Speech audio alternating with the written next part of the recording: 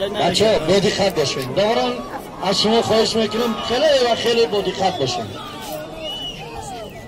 پهلوانان هر دو پهلوانان خیلی خوبند. قربان جانم سالهای طولانی است که در وزن 60 کیلوگرم در بسیاری از مسابقه های سطح جمهوری جایزه دار است. غالب مسابقه هم هست. برای همین میبینیم که هر دوشان حرکت خیلی زیاد کرده ایستادن و میبینیم که غالب این وزن میشوند، چون که مسابقه حالت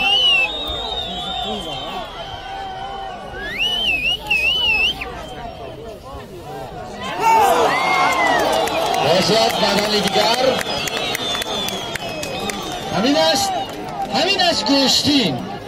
همین است گوشتین دو بدن نه برادر. اگر برتریت دو پهلو باشند غالب نشود. نه دو پهلو بدن نه پهلو. یک پهلو دارد در حالت یک پهلو دیگر گرفتن غالبی. اردشیر میرزا توپ خود را گیرتان.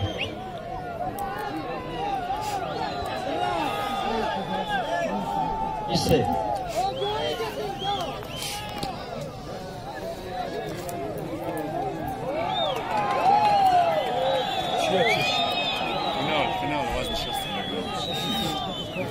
بشینین همه بچه همه مردم اینجا ایستادگی بشینین تا که همونو ببینن.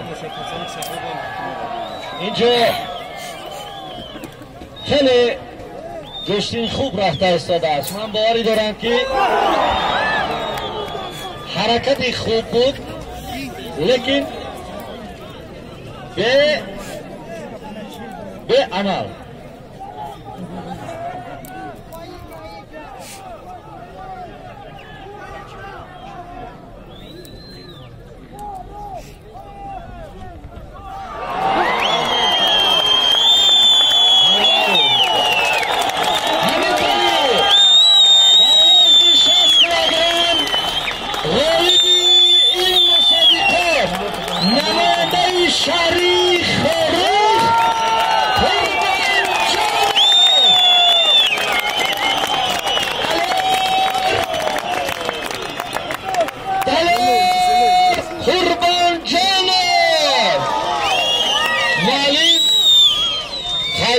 میگد که معلم سر جای سریم شمیر مرحمت توفار رئیسی شهر خاروخ محترم علیشیر میرزاناباد الاوردی میسپارم.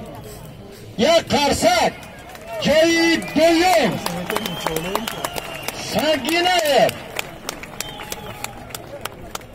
با سنگینایف توفای ارزنده یک خلدینی که 3 کامرای استحصالی کره جنوبی و چمپیون نماینده شهر خاروخ دلال جان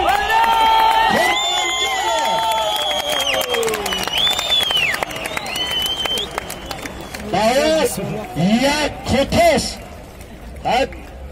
برامد تبریک میگویم.